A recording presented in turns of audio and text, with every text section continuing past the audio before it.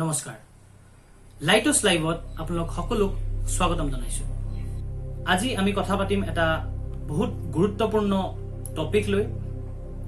টপিকটো হল new education policy 2020। ইতিমধ্যে কেন্দ্ৰীয় চৰকাৰে এখন নতুন ফ্ৰেমৱৰ্ক উলিয়াইছে এডুকেশ্যন সিস্টেমটো লৈ। হেতু নাম দিছে তেওঁলোকে নিউ এডুকেশ্যন পলিচি বা NEP 2020। গোটেই বস্তুটো চাবলৈ গলে বহুত সময় লাগিব, কিন্তু তাৰ ভিতৰত এটা বহুত গুৰুত্বপূৰ্ণ পইণ্ট আৰু এটা বহুত কনফিউজিং পইণ্ট হেতু হল 10+2, কিন্তু হায়াৰ সেকেন্ডাৰী আমি কওঁ মেট্ৰিক তাৰপিছত হায়াৰ সেকেন্ডাৰী 10+2। সেই বস্তুটোক তেওঁলোকে চেঞ্জ কৰি নতুন এটা সিস্টেম ইন্ট্ৰোডিউস কৰিছে, হেতুৰ নাম দিছে 5+3+3+4। এই বস্তুটো লৈ বহুতো টিচাৰ্ছ আৰু ষ্টুডেণ্টছৰ মাজত এটা কনফিউজন ক্ৰিয়েট হৈছে বস্তুটো কি। কাৰণ 10+2 মানে 12, আকৌ 5+3+3+4 মানে 15। তাৰ মানে এইটো নেকি যে 12 বছৰত আমি আগতে যেনেকে হায়াৰ সেকেন্ডাৰী পাস কৰিছিলো, এতিয়া ইকুইভেলেন্ট লেভেলৰ এডুকেশ্যন লবলৈ আমাৰ কি 15 বছৰ পঢ়িব লাগিব নেকি? তাৰ লগে লগে আৰু এটা কথা, গ্ৰেজুৱেশ্যনটো আগতে 3 বছৰীয়া আছিল, এতিয়া নতুন যোনটো সিস্টেম, নতুন যোনটো পলিচি, হেতুৰ মতে গ্ৰেজুৱেশ্যন 4 বছৰীয়া হ'ব। এই ভিডিঅ'টোত আমি এই সকলো কনফিউজনবোৰ ক্লিয়াৰ কৰিম আৰু আপোনালোকৰ কোৱেৰিজ যদি কিবা থাকে মোৰ যিমানখিনি সম্ভৱ মই সেইখিনি ক্লিয়াৰ কৰাৰ চেষ্টা কৰিম। 10+2 মানে মেট্ৰিক প্লাছ হায়াৰ সেকেন্ডাৰীটোক অতৰাই তেওঁলোকে হেতুক ৰিপ্লেচ কৰিছে 5+3+3+4। আহক বুজু কি হয় 5+3+3+4। গোটেই 10+2 যোনটো 12 বছৰৰ এডুকেশ্যনেল এটা আমাৰ টাইম থাকে, সেই টাইমটোক তেওঁলোকে ষ্ট্ৰেচ কৰি 15 বছৰ কৰি দিলে। মানে এতিয়া হ'ব হেতু 15 বছৰীয়া, 5 বছৰ, 3 বছৰ, 3 বছৰ আৰু 4 বছৰ 4 ভাগত ভাগ কৰা হৈছে। এই গোটেইকেইটা আমি এটা এটাকে বুজিম। তাৰ আগতে মই গোটেইকেইটা ষ্টেজৰ নাম আপোনালোক কৈ দিওঁ। প্ৰথম ষ্টেজটো হ'ব 5 বছৰৰ আৰু সেইটো ষ্টেজক কোৱা হ'ব ফাউণ্ডেশ্যন ষ্টেজ। দ্বিতীয় ষ্টেজটো হ'ব 3 বছৰৰ, সেই ষ্টেজটোক কোৱা হ'ব প্ৰিপেৰেটৰী ষ্টেজ। 3 নম্বৰ ষ্টেজটো হ'ব আকৌ 3 বছৰৰ, সেই ষ্টেজটোক কোৱা হ'ব মিডল ষ্টেজ। আৰু লাষ্ট ষ্টেজটোক কোৱা হ'ব সেকেন্ডাৰী ষ্টেজ, আৰু সেইটো হ'ব 4 বছৰ। প্ৰথমতে আমি বিশ্লেষণ কৰো ফাউণ্ডেশ্যন ষ্টেজ। ফাউণ্ডেশ্যন ষ্টেজটো 5 বছৰীয়া আৰু এই ষ্টেজৰ প্ৰথম 3টা বছৰ প্লে স্কুল হ'ব আৰু তাৰ পিছৰ 2 বছৰ ক্লাছ 1 আৰু ক্লাছ 2। উল্লেখ্য যে এই ষ্টেজত কোনো ধৰণৰ কোনো পৰীক্ষা লোৱা নহয় আৰু তাৰ লগে লগে এইটো এনশ্যোৰ কৰা হ'ব যে ষ্টুডেণ্টে স্কুল লাইফটো এনজয় কৰে। ষ্টুডেণ্টক এক্লিমেটাইজ কৰা হ'ব এই গোটেই এডুকেশ্যন সিস্টেমটোৰ ওপৰত। এটা বহুত ধুনীয়া উদাহৰণ দিছিলে খান ছাৰে, তেওঁ এজন বিখ্যাত আমাৰ ইণ্ডিয়াৰ ইউটিউবাৰ। তেওঁ কৈছিল এক बच्चा था, वो अपने चाचा जी के साथ कहीं घूमने जा रहा था, तो रास्ते पे दिखा एक बकरी, एक कसाई बकरी को खींच रहा था। মানে এজন কসাইয়ে কি কৰিছিলে, ছাগলী টানি টানি লৈ গৈছিলে নিজৰ কসাইখানা। तो बच्चा हुडिले, चाचा कहां लेके जा रहे हैं इसको? मतलब भैया बाबू कसाई है, इसको लेके जा रहे हैं, इसका मटन बनेगा अभी। बच्चे लोग ओ मैं सोचा स्कूल लेके जा रहा था। तार माने स्कूल नाम লৈ কিমান এটা আতংক ষ্টুডেন্টছ এটাৰ ভিতৰত। তো এই আতংকটো অতৰাই এটা ধুনীয়া পৰিবেশ, এটা এনজয়েবল এনভাইৰনমেন্ট ক্ৰিয়েট কৰাৰ অবজেক্টিভ ললে ইন ফাউণ্ডেশ্যন ষ্টেজ। আৰু এটা বস্তু ইয়াত নোট কৰিবলগীয়া যে আমাৰ ষ্টুডেন্ট লাইফ আৰম্ভ হৈছিল ফ্ৰম এজ 6 বছৰৰ পৰা, যেতিয়া আমাক ফাৰ্ষ্ট ক্লাছ 1ত এডমিশ্যন দিয়া হয়।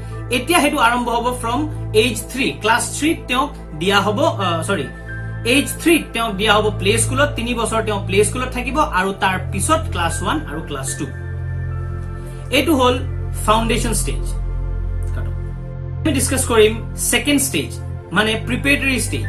এই ষ্টেজটো 3 বছৰৰ আৰু এইটোৰ ভিতৰত ইনক্লুড হৈ আছে ক্লাছ 3, ক্লাছ 4 আৰু ক্লাছ 5। মন কৰিবলগীয়া কথা যে এই ষ্টেজতে প্ৰথম এজন ছাত্ৰৰ জীৱনত পৰীক্ষা আৰম্ভ হ'ব।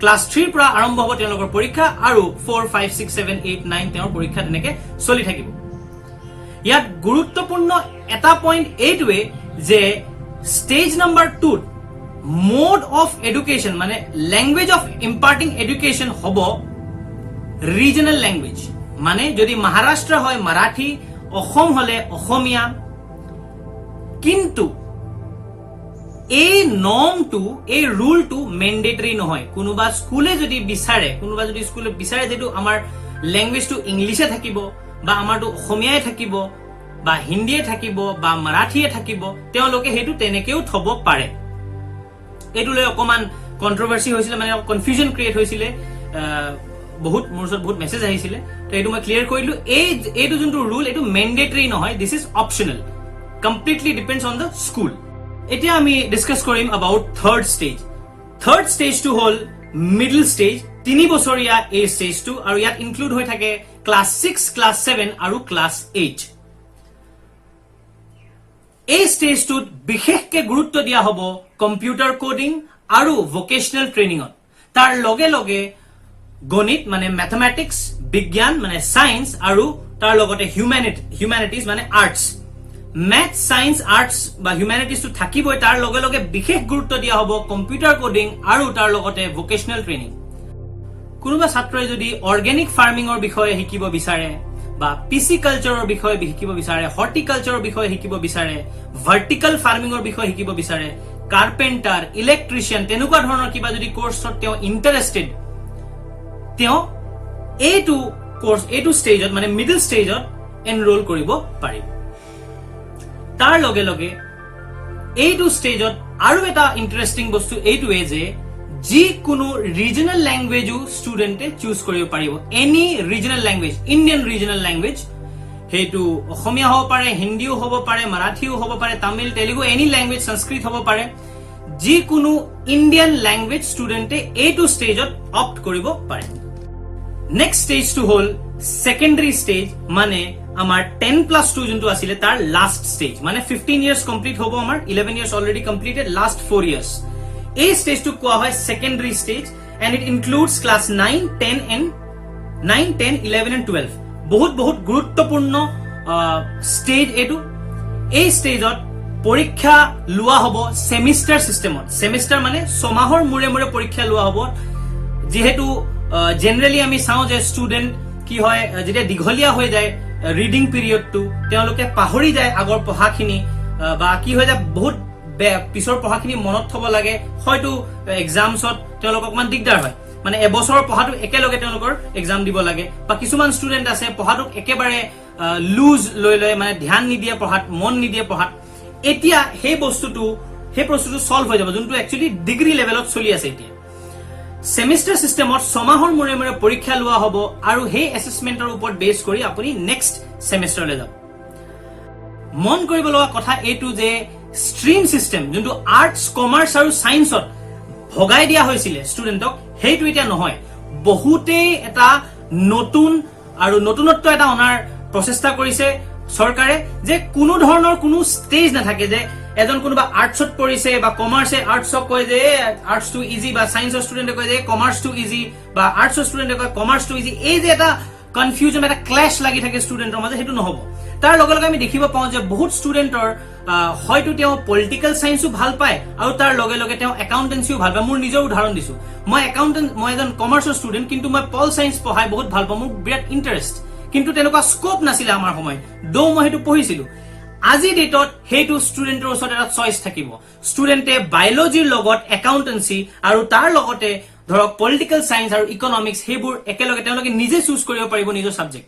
এই কনসেপ্টটো কোৱা হয় মাল্টিপল সাবজেক্ট কনসেপ্ট ইয়াত কোনো মানুহৰ মানে ষ্টুডেন্টৰ চিন্তাক এই ষ্টুডেন্টৰ আইডিয়া কোনো ধৰণে কম্প্ৰেস কৰা নহব ফ্ৰী থিংকিং দিয়া হৈছে ক্ৰিটিক্যাল থিংকিং কৰিব পাৰিব তেওঁলোকে আপুনি নিজে চিন্তা কৰক এজন ছাত্ৰই যদি কেমিষ্ট্ৰি লৈ পঢ়ে আৰু তাৰ লগে লগে তেওঁৰ ইন্টাৰেষ্ট বিজনেস ষ্টাডিজত আমি চাও এইটো যে ইঞ্জিনিয়াৰিং কৰি বহুত মানুহে এমবিএ কৰে এমবিএ কৰাৰ পিছত বেংকত চাকৰি কৰে আমি 3 ইডিয়টছত চাইছিলো আমি হাঁহিছিলো কিন্তু কথা এটা ভাবি চাব এজন ফ্যাক্টৰী মেনেজাৰ হৈ যায় কোনোবা প্ৰডাকশন মেনেজাৰ হৈ যায় তো বস্তুখিনি অকমান চিন্তা কৰিবলগীয়া যে এই ষ্টুডেণ্টটোৰ যদি মেণ্টেলি হি ইজ কেপেবল, তেওঁৰ যদি ইণ্টাৰেষ্ট আছে, then obviously he or she can. This is not mandatory যে সেই ষ্টুডেণ্টজন এইটো ষ্ট্ৰীমৰ পৰাই হ'ব লাগিব, only then he can work efficiently. তেনেকুৱা বিভিন্ন ধৰণৰ এক্সাম্পলছ আছে, আপোনালোকে যদি বুকছ পঢ়ে আপোনালোকে গম পাব। বহুতো তেনেকুৱা এণ্টাৰপ্ৰিনিয়াৰ্ছ আছে যিসকলে though they were not from that particular stream, কিন্তু সেই ষ্ট্ৰীমৰ বহুতো ভাল ভাল ষ্টুডেণ্টক পিছ পেলাই আগবাঢ়ি গৈছে। তো এইটো এটা বহুত গুৰুত্বপূৰ্ণ পদক্ষেপ আমাৰ চেন্ট্ৰেল গভৰ্ণমেণ্টৰ। আৰু তাৰ লগে লগে ইয়াত উল্লেখ্য যে এই ষ্টেজটোত ক্ৰিটিকেল থিংকিঙক বহুত বেছি গুৰুত্ব দিয়া হ'ব। ক্ৰিটিকেল থিংকিং মানে ফৰ এক্সাম্পল গান্ধীজীৰ কথা কওঁ। গান্ধীজী আছিল গান্ধীজী এটা মটো তেওঁৰ আছিল যে অহিংসা পৰম ধৰ্ম। যদি গান্ধীজী অহিংসা পৰম ধৰ্মক ফলো নকৰি হিংসা পৰম ধৰ্মক ফলো কৰিলেহেঁতেন, তেতিয়া আমাৰ দেশৰ পৰিস্থিতি কি হ'লহেঁতেন? ফাইনেলি এইটো ষ্টেজত ফৰেন লেংগুৱেজ অপ্ট কৰাৰো এটা অপশ্যন দিয়া হৈছে। ফৰেন লেংগুৱেজ অপ্ট কৰা মানে আপুনি যিকোনো এটা ফৰেন লেংগুৱেজ চুজ কৰিব পাৰে, এইটো ষ্টেজত আপোনালোকে পঢ়িব পাৰে, কিন্তু মেণ্ডেৰিয়ান ভাষা আপুনি পঢ়িব নোৱাৰে। মেণ্ডেৰিয়ান মানে আমি যোনটো আমাৰ ভাষাত আমি কওঁ চাইনিজ ভাষা। চাইনিজ ভাষা আপোনালোকে পঢ়িব নোৱাৰে। কিয় কেলে তেওঁলোকে এইটো কৰিলে? Maybe because of tension between India and China, but মই পাৰ্চনেলি সেইটো বৰ বেছি ছাপৰ্ট নকৰো। কাৰণ যদি আমি চাইনাক এনিমি বা শত্ৰু বুলি ভাবো, তো শত্ৰুৰ লেংগুৱেজটো জনা আমাৰ প্ৰথম কাম হ'ব লাগে। কাৰণ শত্ৰুৱে কি কৰিছে আমি প্ৰথমতে জানিব লাগে। তো কি কাৰণে তেওঁলোকে বেন কৰিলে মই গম নাপাওঁ। হয়তো পিছত তেওঁ আমাৰ ৰিলেশ্যন যেতিয়া ভাল হ'ব সেইটো দেশৰ লগত, হয়তো তেতিয়া সেইটো এমেণ্ডমেণ্ট কৰি নতুনকে সেইটোক ইয়াত আকৌ ইনক্লুড কৰা হ'ব। তো ওভাৰঅল কথাটো কি, এইটো 4 বছৰৰ সেমিষ্টাৰ টাইপ এক্সাম হ'ব 6 মাহৰ মূৰে মূৰে। ষ্ট্ৰীমছ কমপ্লিটলি এবলিছ, তাৰ জেগাত মাল্টিপল ছাবজেক্ট চিষ্টেম অনা হ'ল। আৰু ফাইনেলি ইয়াত আমি অপ্ট কৰিব পাৰিম এটা ফৰেন লেংগুৱেজ, যিকোনো ফৰেন লেংগুৱেজ এক্সেপ্ট মেণ্ডেৰিয়ান।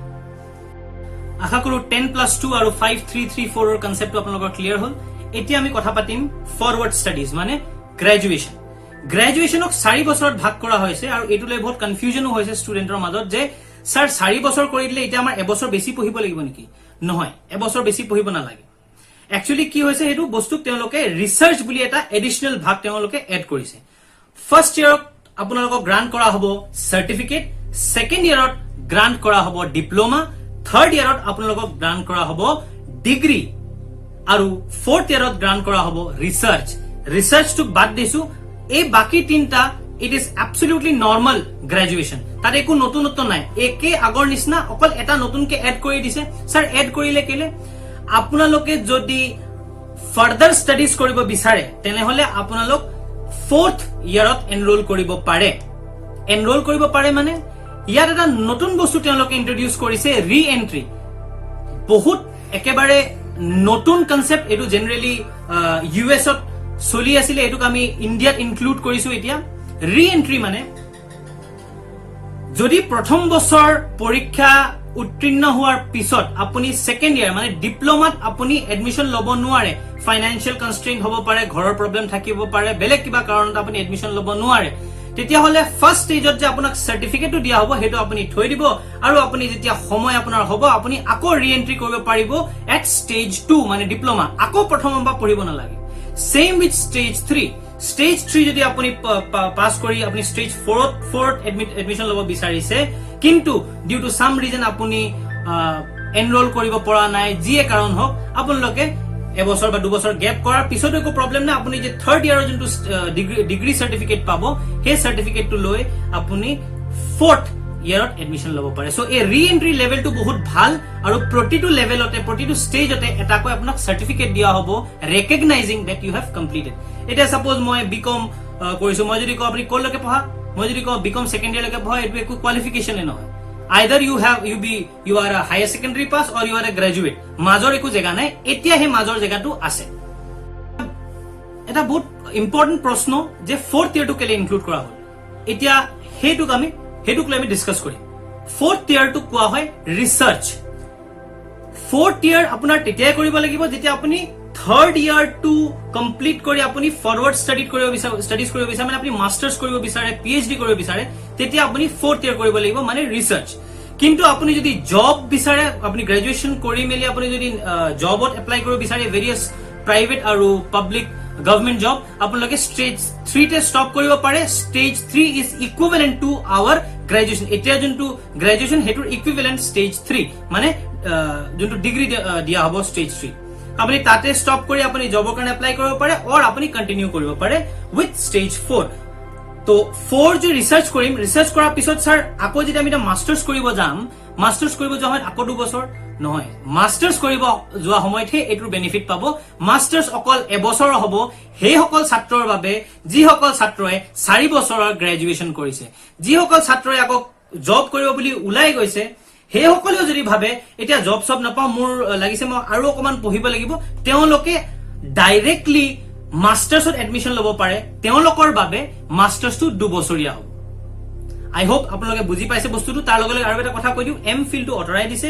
কিন্তু পিএইচডি টো এতিয়াও আছে আগৰ দেখো যে এই ষ্টেজত কোনো ধৰণৰ কোনো পৰীক্ষা লোৱা নহয়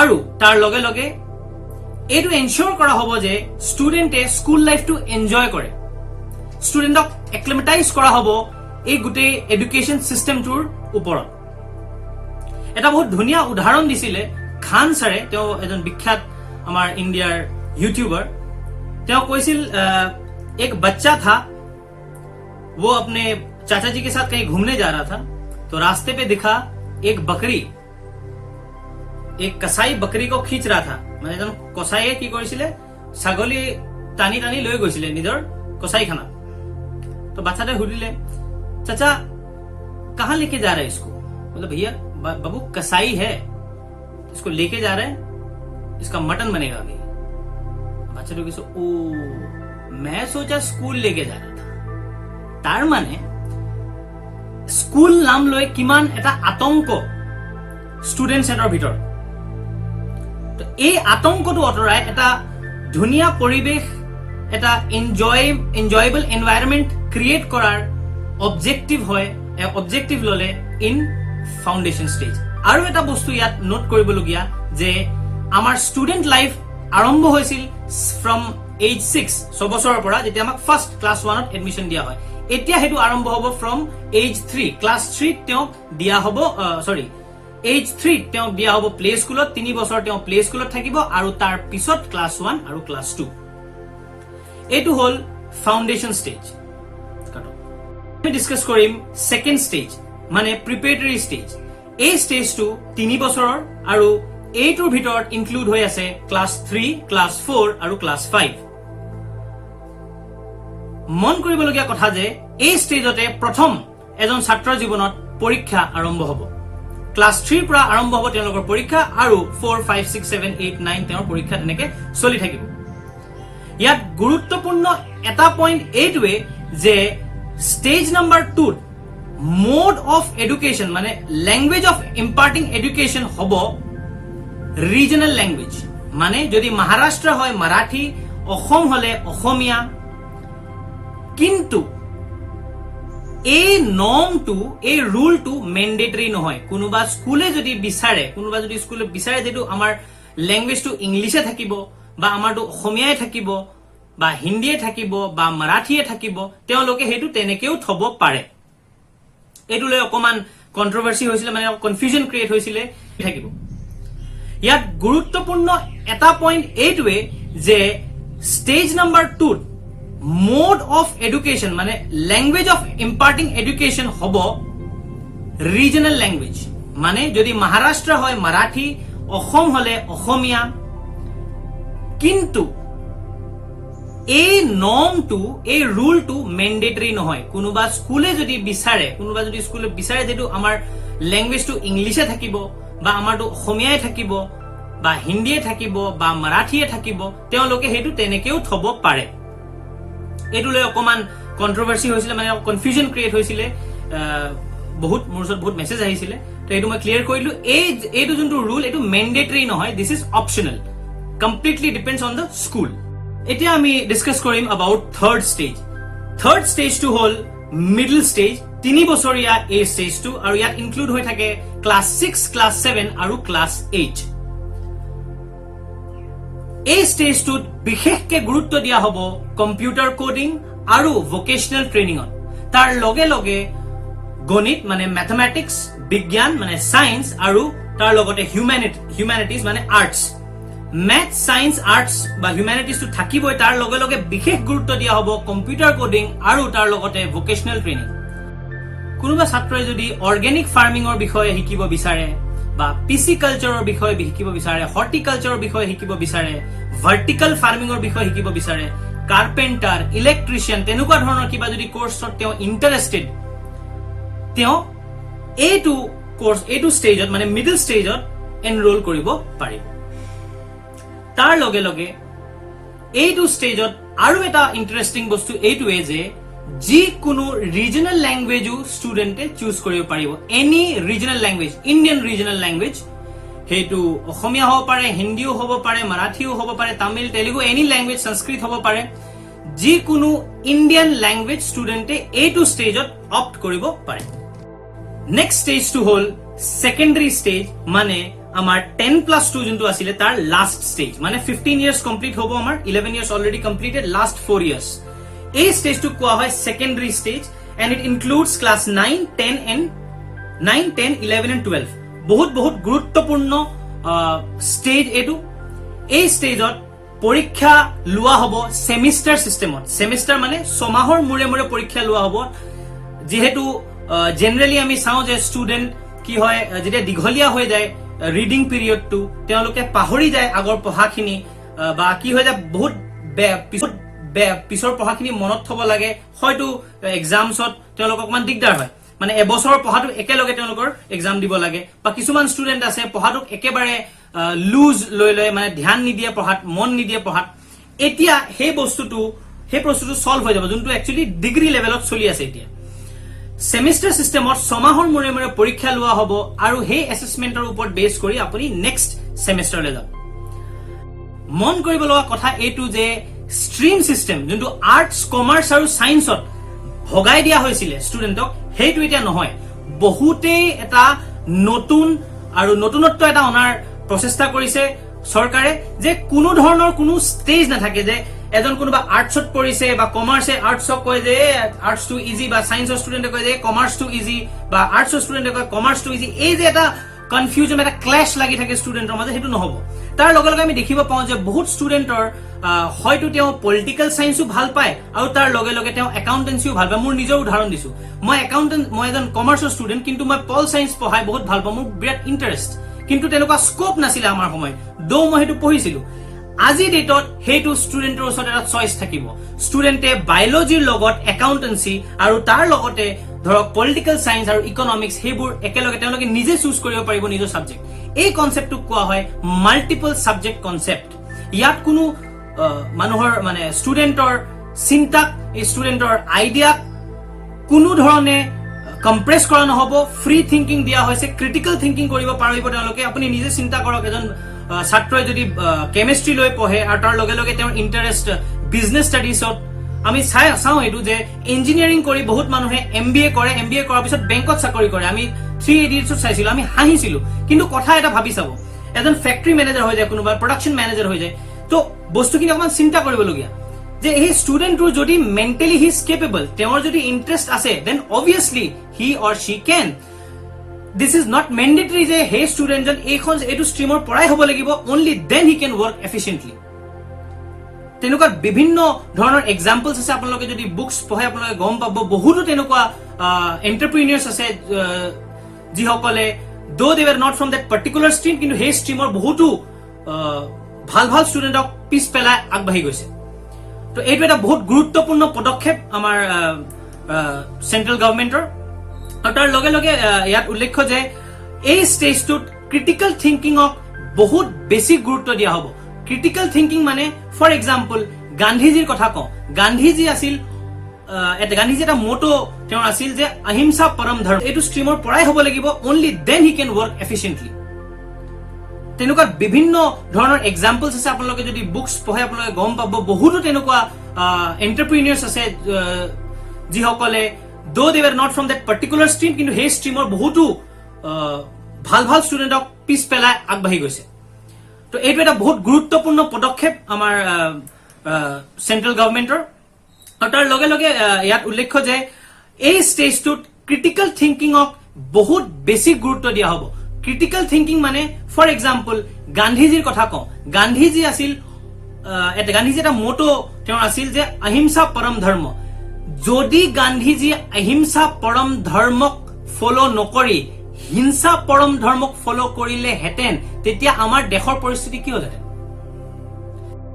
ফাইনেলি এটো ষ্টেজত ফৰেন ল্যাঙ্গুৱেজ অপ্ট কৰাৰো এটা অপচন দিয়া হৈছে ফৰেন ল্যাঙ্গুৱেজ অপ্ট কৰা মানে আপুনি যিকোনো এটা ফৰেন ল্যাঙ্গুৱেজ চুজ কৰিব পাৰে এটো ষ্টেজত আপোনালোকে পঢ়িব পাৰে কিন্তু মেন্ডাৰিয়ান ভাষা আপুনি পঢ়িব নোৱাৰে মেন্ডাৰিয়ান মানে আমি যোনটো আমাৰ ভাষাত আমি কওঁ চাইনিজ ভাষা আপোনালোকে পঢ়িব নোৱাৰে কিয় কেলে তেওঁলোকে এটো কৰিলে maybe because of tension between India and China but মই পাৰ্সোনালি হেতু বৰ বেছি সাপোৰ্ট নকৰো কাৰণ যদি আমি চাইনাক এনিমি বা শত্ৰু বুলি ভাবো তো শত্ৰুৰ ল্যাঙ্গুৱেজটো জনা আমাৰ প্ৰথম কাম হ'ব লাগে কাৰণ শত্ৰুৱে কি কৰিছে আমি প্ৰথমতে জানিব লাগে তো কি কাৰণে তেওঁলোকে বেন কৰিলে মই গম নাপাওঁ হয়তো পিছত তেওঁ আমাৰ ৰিলেশন যেতিয়া ভাল হ'ব হেতু দেশৰ লগত হয়তো তেতিয়া হেতু এমেন্ডমেন্ট কৰি নতুনকে তা হেতু ইয়াত আকৌ ইনক্লুড কৰা হ'ব তো ওভাৰঅল কথাটো কি এটো স্টেজ 4 বছৰৰ সেমিস্টাৰ টাইপ এক্সাম হ'ব সমাহৰ মুৰে স্ট্ৰিমস কমপ্লিটলি এবলিশ তাৰ জেগাত মাল্টিপল সাবজেক্ট সিস্টেম অনা হ'ল আৰু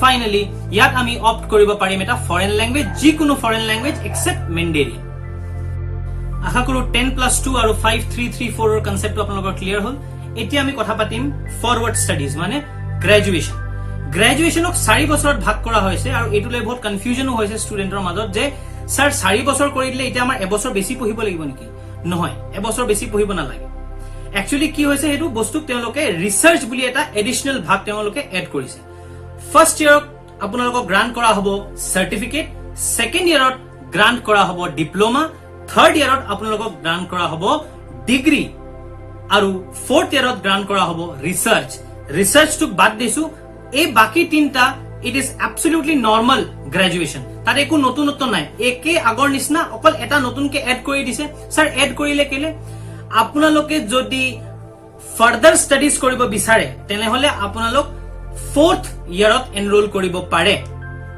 কৰিব পাৰে মানে ইয়াত এটা নতুন বস্তু তেওঁলোকে ইন্ট্ৰোডিউস কৰিছে ৰি-এন্ট্ৰি বহুত একেবাৰে নতুন কনসেপ্ট এটো জেনাৰেলি ইউএছ ত চলি আছিল এটোক আমি ইন্ডিয়াত ইনক্লুড কৰিছো এতিয়া ৰি-এন্ট্ৰি মানে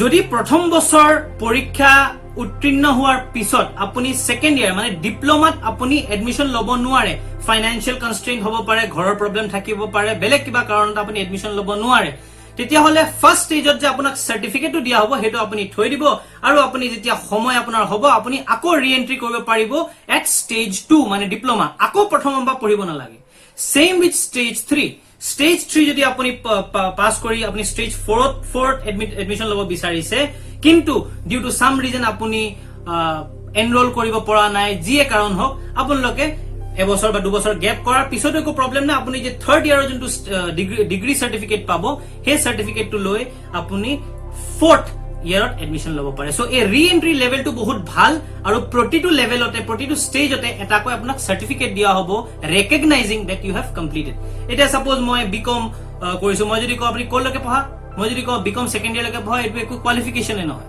either you are a higher secondary pass or you are a graduate মাজৰ একো জায়গা নাই এতিয়া হে মাজৰ জায়গাটো আছে এটা বহুত ইম্পৰ্টেন্ট প্ৰশ্ন যে 4th ইয়াৰটো কেলে ইনক্লুড কৰা হ'ল এতিয়া হেতুক আমি ডিসকাস কৰিম 4th ইয়াৰটো কোৱা হয় ৰিসাৰ্চ 4th ইয়াৰ আপোনাৰ তেতিয়াই কৰিব লাগিব যেতিয়া আপুনি 3rd ইয়াৰ টু কমপ্লিট কৰি আপুনি ফৰৱাৰ্ড ষ্টাডিজ কৰিব বিচাৰে মানে আপুনি মাস্টাৰ্স কৰিব বিচাৰে পিএইচডি কৰিব বিচাৰে তেতিয়া আপুনি 4th ইয়াৰ কৰিব লাগিব মানে ৰিসাৰ্চ কিন্তু আপুনি যদি জব বিচাৰে আপুনি গ্ৰেজুৱেচন কৰি মেলি আপুনি যদি জবত এপ্লাই কৰিব বিচাৰে ভেৰিয়াস প্ৰাইভেট আৰু পাব্লিক গভৰ্নমেন্ট জব আপোনালোকে স্টেজ 3 তে ষ্টপ কৰিব পাৰে stage 3 is equivalent to our graduation এতিয়া যোনটো গ্ৰেজুৱেচন হেতুৰ ইকুইভ্যালেন্ট স্টেজ 3 মানে যোনটো ডিগ্ৰী দিয়া হ'ব স্টেজ 3 আপুনি তাতে ষ্টপ কৰি আপুনি জবৰ কাৰণে এপ্লাই কৰিব পাৰে অৰ আপুনি কন্টিনিউ কৰিব পাৰে উইথ স্টেজ 4 তো 4 যে ৰিসাৰ্চ কৰিম ৰিসাৰ্চ কৰাৰ পিছত স্যাৰ আকৌ যদি আমি এটা মাস্টাৰ্স কৰিব যাম